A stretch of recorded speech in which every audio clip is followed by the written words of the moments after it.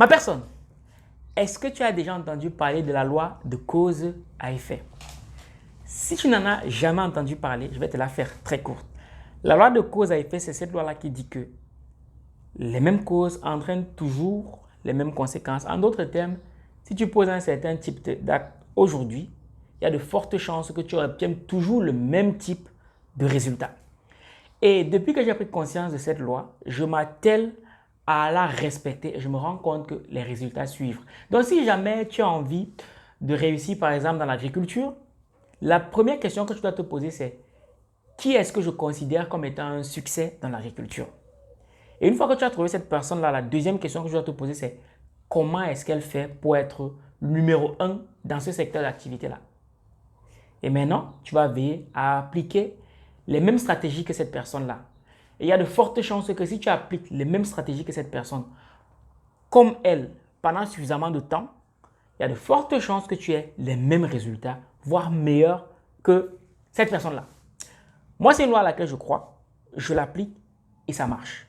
Donc, puisque nous on a pour ambition de toucher le milliard en tant qu'Africain, on se pose la question de savoir, ok, quels sont les Africains les plus riches au monde? Et dans cette interrogation-là, on en a identifié plusieurs. Et aujourd'hui, la personne à laquelle on va s'intéresser, c'est le fameux Baba Danpulo, qui, je précise, est l'Africain le plus riche d'Afrique francophone. Parce que tu sais ce qu'on dit, les gens apprennent par référence. Donc, on s'est dit, ok, c'est lui l'Africain le plus riche d'Afrique francophone. Qu'est-ce qu'il a fait? Comment il a fait? Et on va essayer de s'inspirer de son parcours pour pouvoir voir 2-3 conseils qu'on peut tirer pour nous aussi pouvoir atteindre au moins les mêmes résultats que lui. Donc, reste bien attentif dans cette vidéo parce que je vais partager avec toi juste 3 conseils inspirés de sa vie afin qu'on puisse grandir ensemble. Cela étant dit, je te donne rendez-vous après le générique. Bonjour à tous, alors aujourd'hui nous sommes à l'hôtel Hilton de Charles de Gaulle et c'est ici que va se passer l'événement prestigieux intitulé Le Week-end de l'écrivain. Comme disait Claudel Noubissi, nous sommes tous ignorants mais pas des mêmes choses. Et ce 29 juillet à Paris, vous allez rencontrer des experts, des professionnels dans leur domaine qui vont venir partager avec vous leur expérience. Vous serez dans des énergies positives, puissantes, où vous allez apprendre énormément de choses et bien sûr rencontrer des personnes exceptionnelles. Donc nous vous attendons le 29 juillet à l'hôtel Hilton de Charles de Gaulle pour vivre une expérience qui sera juste incroyable. C'était Nelly Vitrapa et je vous attends le 29 juillet. Notez bien la date parce que ça sera exceptionnel. Cela étant dit, si ce type d'événement t'intéresse, si jamais en toi, il sommeille cette envie de vouloir écrire pour impacter, n'hésite pas à cliquer sur le premier lien juste en dessous de cette vidéo ou dans le premier commentaire de cette vidéo. Maintenant que tout ceci est dit, on peut tout de suite rentrer dans le vif du sujet. Donc, je te disais tantôt qu'on va s'intéresser un tant soit peu à la vie de Baba Danpulo. Baba Danpulo, pour ceux qui ne le connaissent pas, c'est à ce jour l'homme noir le plus riche d'Afrique francophone. Maintenant, lorsqu'on sait ça, c'est bien beau, c'est un monsieur très discret. Tout de suite, on se pose la question de savoir comment est-ce qu'il a fait pour bâtir sa fortune. Donc, je suis allé faire mes recherches comme d'habitude. Et comme d'habitude, les livres ne sont jamais bien loin. Ensuite, j'ai découvert un livre qui s'intitule « Être milliardaire en Afrique aujourd'hui », écrit par Michel Lobé-Ewanet. Je te raconte la petite histoire qui se cache derrière ce livre. Je me rends à Paris il y a quelques semaines en arrière et il y a quelqu'un qui me le recommande. Donc, je le commande. Comme d'habitude, devenir milliardaire, je n'ai jamais vu de livre écrit par quelqu'un de la communauté francophone autour des milliardaires. En général, c'est devenir millionnaire. Mais là, on a quelqu'un qui s'attaque aux milliards. Qui est Michel Lobé-Ewanet? Michel Lobé-Ewanet, c'est un journaliste qui, lui, a eu l'opportunité de se frotter à plusieurs multimilliardaires africains. Et donc, il a essayé de rédiger un livre un peu à la, comment il s'appelle celui qui a écrit Réfléchir et devenir riche là? Un peu à la Napoléon Hill, tu vois. Donc, c'est-à-dire, il a un peu fait la version africaine du livre Réfléchissez et devenir riche. Et donc, au travers de ce livre, il partage avec toi la vie de plusieurs multimilliardaires en Afrique. Et celle qui nous intéresse aujourd'hui, puisque c'est ça qui est un peu d'actualité, c'est celle de Baba Danpoulo. Peut-être plus tard, je te parlerai de la vie de d'autres milliardaires dont on en parle très peu, mais qui pourtant sont très, très, très influents sur le continent et même dans le monde. Donc, il faut savoir que Baba Danpoulo, c'est un homme d'affaires d'origine camerounaise qui, lui, a démarré son aventure entrepreneuriale en tant que camionneur et commerçant.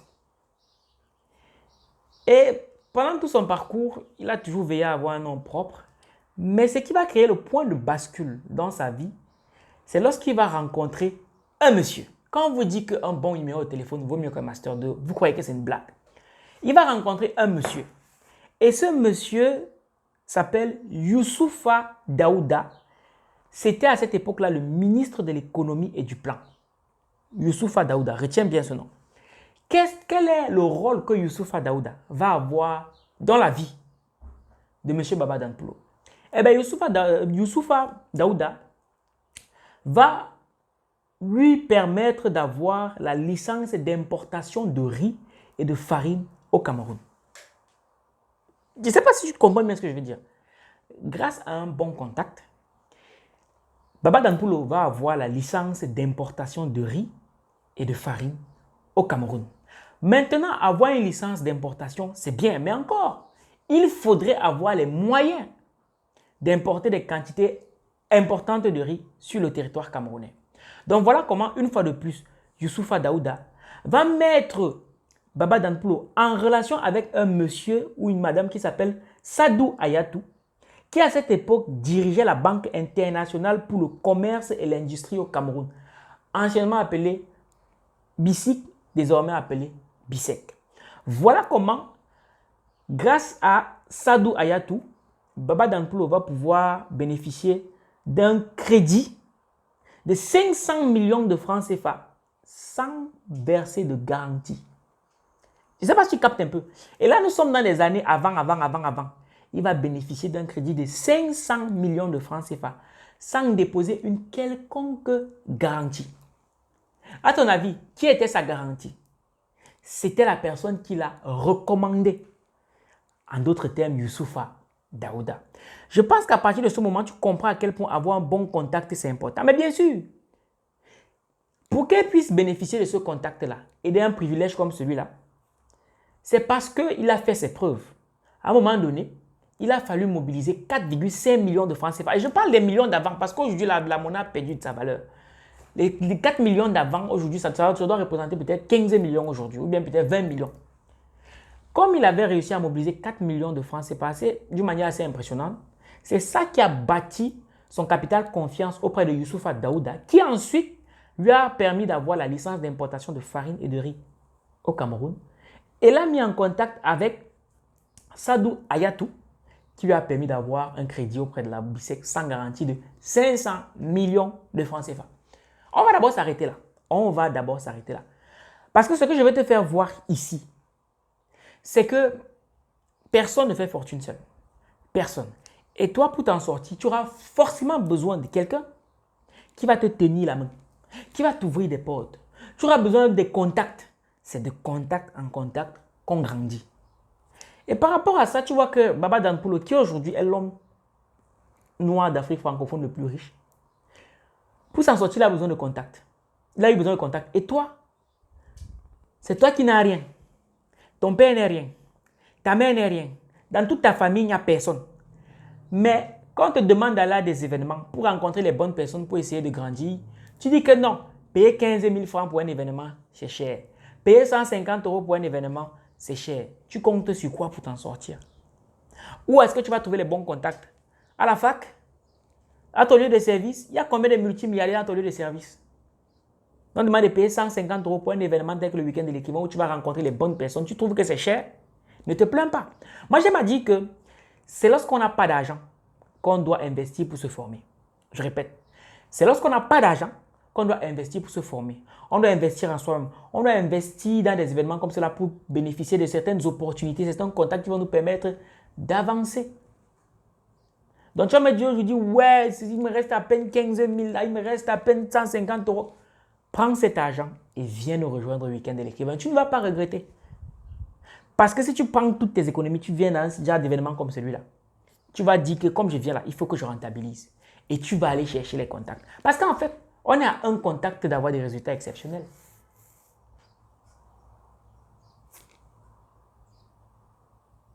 Mais seulement, il y a très peu de gens qui s'en rendent compte. Je viens de te parler de l'expérience de Baba Danpulo. Donc, je voulais juste que tu comprennes qu'un bon numéro de téléphone vaut mieux qu'un master 2. Mais pour avoir les bons numéros de téléphone, pour être entouré des bonnes personnes, il faut aller là où ces personnes se trouvent. Et ces personnes se trouvent en général dans des événements business. On poursuit. Mis à part ça, il y a aussi un fait marquant qui a défrayé la chronique pendant le comice agropastoral de 2011 à Ebolova dans le sud Cameroun. Qu'est-ce qui se passe? Baba Danpulo, c'est un homme très riche qui a toujours veillé à rester très discret parce qu'il dit vouloir mettre en avant ses œuvres plutôt que sa personne. Même comme je ne suis pas forcément d'accord avec ça, bref, on s'en fout de mon avis. Donc, au cours de ce comice agropastoral-là, il a pris l'un des plus grands espaces. Et si ce n'est le plus grand espace au cours de ce comice agropastoral-là. Le comice agropastoral, pour ceux qui ne savent pas, c'est comme une foire agricole.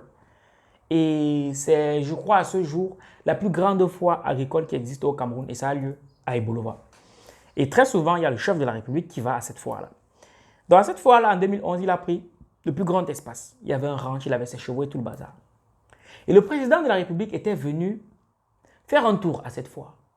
Sauf qu'il se rend compte que le président de la République s'apprête à sortir de la foire sans être passé par son stand. Et là, tu sais ce qu'il a fait? Il a dépassé les gardes du corps du président. Il est allé se mettre en face du chef d'État et lui a dit mon Excellence, son Excellence, voilà. Moi, je ne suis pas venu ici au comice pour gagner de l'argent. Non, je ne suis pas venu ici pour vendre. Je suis venu ici pour vous montrer ce que je fais pour le peuple camerounais. Donc, vous devez venir voir mon stand. Et tu sais ce qui s'est passé? Le chef d'État a dit, OK, je viens voir votre stand. Quelle est la leçon que j'aimerais partager avec toi dans ce petit aspect de sa vie? C'est bien sûr le fait que dans la vie, si tu veux réussir, il va falloir que tu fasses preuve d'audace. Contrairement à ce qu'on nous a appris que non, il faut être humble, reste à ta place, il faut rester calme, les choses vont se passer, jamais de la vie, ma personne. Ça, ce sont les choses qu'on nous racontait. Mais dans la vraie vie, il faut faire preuve d'audace. Ce ne sont pas les plus intelligents qui réussissent les mieux dans la vie. Ce sont les plus audacieux, les plus malins. C'est eux qui s'en sortent les mieux. Ceux qui sont plus malins et plus audacieux, ceux-là qui osent faire des choses que la grande majorité des gens n'osent pas faire parce qu'ils estiment que ce n'est pas correct. Il faut sortir des sentiers battus. Et là, Baba Danpulo était sorti des sentiers battus et il a mobilisé le chef d'État pour que le chef d'État vienne voir son stand. Tu vois un peu? Tu vas dire qu'il est riche, on dit qu'il est riche. Oui, c'est vrai, c'est vrai que dans une vidéo, il dit que l'argent ne fait pas les bruits. J'entends les gens dire que non, ils sont timides, machin truc. Voilà un riche qui te prouve qu'il y a une différence entre timidité et discrétion. C'est un riche qui est discret, mais il n'est pas timide. D'ailleurs, s'il était timide, il n'aurait jamais pu bâtir sa fortune. Baba Danpulo n'est pas timide, il est discret. Et là, comme il sentait qu'il fallait attirer l'attention du chef de l'État, il est allé à la rencontre du chef de l'État. Il a fait preuve d'audace. Il n'a pas été timide. Il a été discret. Donc toi, tu veux réussir, tu es tout dans ta chambre. Tu ne parles à personne. C'est toi, tu estimes que tu as une compétence. Tu ne parles pas parce qu'on t'a dit que l'âne n'aime pas les bruits. Ah bon? Ah bon? C'est vrai que dans une vidéo, il le dit. Mais il faut faire très attention.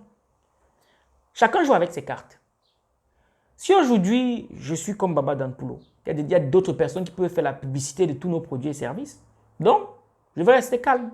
Je vais dire à d'autres personnes de le faire. Je vais payer les médias pour qu'ils le fassent pour moi. Je vais payer les influenceurs pour qu'ils le fassent pour moi. Mais toi, tu n'as pas les moyens de Baba Danpulo. Mais tu dis que tu vas rester dans ton coin, que l'âne n'aime pas les bruits. Ma personne, si tu as un produit et un service, ouvre la bouche. Parce que si tu n'ouvres pas la bouche, personne ne saura que tu as une compétence. Personne ne saura que tu as un produit qui peut changer leur vie. Il faut ouvrir la bouche. Si tu n'es pas vu, tu ne vends pas. J'espère que tu as bien noté ça. Maintenant, le troisième aspect de la vie de Baba Danpulo que je veux partager avec toi. Par contre, ça va être un aspect un peu négatif. C'est bien sûr le fait que moi, je trouve que c'est un criminel. Je vais t'expliquer pourquoi. Je ne comprends pas comment au XXIe siècle, les Africains continuent à lire, lorsqu'ils veulent parler des fortunes mondiales, ils commencent par citer Elon Musk. Il cite Donald Trump. Il cite Robert Kiyosaki. Robert Kiyosaki a plus d'argent que Baba Danpoulo. Mais on ne peut pas leur en vouloir. Parce que les personnes comme Robert Kiyosaki, comme Napoléon, ils ont décidé de vulgariser ce qu'ils font, ce qu'ils ont, afin d'inspirer le monde entier. Mais comme chez nous, on a toujours une élite qui dit que l'argent n'aime pas le bruit, une élite qui veut toujours rester dans l'ombre, une élite qui veut toujours rester discrète. Voilà donc comment on se retrouve avec des jeunes qui n'ont pas de modèle. Donc pour moi, un monsieur comme Baba Danpoulo devait, à ce jour, il n'a plus rien à prouver. À ce jour, il devrait être ce papa-là qui a pour mission maintenant de dynamiser les plus jeunes. Et quoi de mieux que donner des conférences, aller même dans les conférences médias, écrire un livre. Qu'est-ce que les médias peuvent bien lui faire à ce jour? Bientôt, dans quelques mois ou dans quelques années, il va mourir. On va dire quoi? Je veux bien comprendre qu'il veut rester discret, mais à cet âge-ci, discret par rapport à quoi? Qu'est-ce qu'on va bien dire sur lui qui va bien pouvoir l'affecter au point où je ne sais pas quoi? Moi, je pense qu'un monsieur comme ça devrait avoir au moins un livre pour nous partager son expérience. Et ça, c'est le drame dans notre communauté. Les gens qui ont des résultats exceptionnels se meurent dans le silence. Est-ce que c'est sérieux? Donc pour moi, Baba Danpoulo, c'est un criminel. Et ce n'est pas normal. Et ce n'est pas normal. Il faut que les riches africains se prêtent au jeu. Moi, j'ai envie de dire, ça lui coûte quoi d'écrire un livre? Ça lui coûte quoi de faire des apparitions médias? Voilà bien Aliko Dangote qui a des apparitions médias. Là, il assiste à des conférences, on a quelques vidéos de lui, quelques interviews. Même si on en voudrait plus, il y en a quelques-unes qui se baladent qu'on peut suivre au quotidien. On les suit. Ça diminue en quoi sa fortune? En rien du tout. Donc à un moment donné, on sait tous que dans un business, il y a des choses qu'on dit et des choses qu'on ne dit pas. Donc venir nous dire que là, on n'aime pas les bruits, franchement, je trouve ça que ça ne veut rien dire en soi. Ça ne veut absolument rien dire. J'estime que quand on a fait des choses exceptionnelles, il faut partager avec les autres. On en a besoin dans la communauté. Bref, voilà les 2 ou 3 pans de la vie de Baba Danpoulo que je souhaitais partager avec toi. Si jamais tu souhaites en savoir plus, le livre est disponible sur argentlivre.com, Devenir milliardaire en Afrique. Très intéressant. Tu y apprendras beaucoup de choses sur les vrais milliardaires. Donc je t'invite vivement à le lire. Et comme je te l'ai dit, c'est la loi de cause à effet. Hein. Si tu veux devenir milliardaire, il faut savoir ce que les milliardaires savent. Il faut faire ce que les milliardaires font pendant suffisamment de temps pour obtenir les milliards comme eux. C'est de ça qu'il s'agit. Tu ne peux pas vouloir avoir 1 milliard et ne pas savoir ce qui génère 1 milliard. Ce n'est pas possible. En plus de ça, dans ce livre, tu découvriras les secteurs d'activité qui sont susceptibles de te rendre milliardaire parce que chaque secteur d'activité a une profondeur de marché. Et quand tu connais la profondeur de marché, tu dois aussi chercher les différents acteurs pour voir la part de marché que tu peux gratter là-dedans. Petit exemple, le cube Oni au Cameroun. Le cube Oni au Cameroun, c'est un marché de plus de 100 milliards de francs CFA. Je n'ai pas cité les acteurs qui sont derrière, mais je te dis juste qu'il y a Nestlé, soit dit en passant, qui a une bonne partie. Donc maintenant, quand tu sais qu'un marché pèse 100 milliards de francs CFA et que tu connais les acteurs principaux, tu réfléchis maintenant que, ok, quelle est la part de marché que je peux gratter pour devenir milliardaire? Ce n'est pas le hasard, c'est la stratégie. Et dans ce livre, tu découvriras aussi l'histoire du monsieur qui a beaucoup de comment ça s'appelle, le truc qui a investi dans la cosmétique au Cameroun, là j'ai oublié son nom. Tu découvriras aussi l'histoire du monsieur qui a Congelcam. Bref, tu te rendras compte que tout est très mesuré, il n'y a pas de hasard. Il n'y a pas de hasard.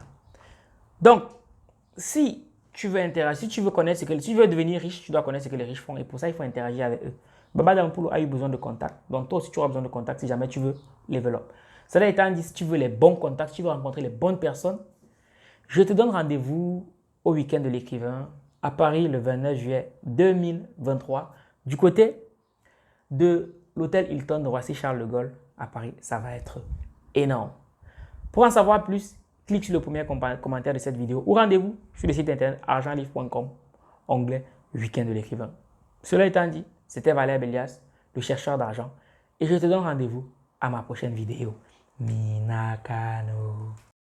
En prélude de vastes programmes d'écriture baptisés Plume d'élite, dont l'objectif est de mettre la lumière massivement sur les auteurs africains, la maison d'édition Argent Livre, basée en France, tente le leitmotiv est écrit pour impacter organise la 2e édition d'un événement inédit, intitulé le Week-end de l'écrivain tour dans 3 pays.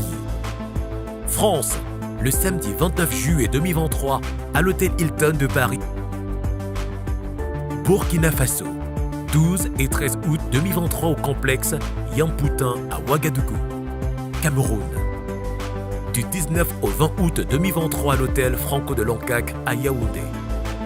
Au programme, conférences dédicaces, partage d'expériences, apéritifs dînatoires, défilé de mode, networking, spectacle, stand d'exposition et jeux concours avec plus de 3 000 € de lots à gagner. Infos et réservations sur le site internet argentlivre.com, onglet événements. Contact +33 784 75 79 81 ou +33 624 58 90 74. Le Week-end de l'écrivain tour, un événement organisé avec le soutien de tous nos partenaires. Les éditions Argent Livre, nous vous aidons à écrire et à vendre votre expérience.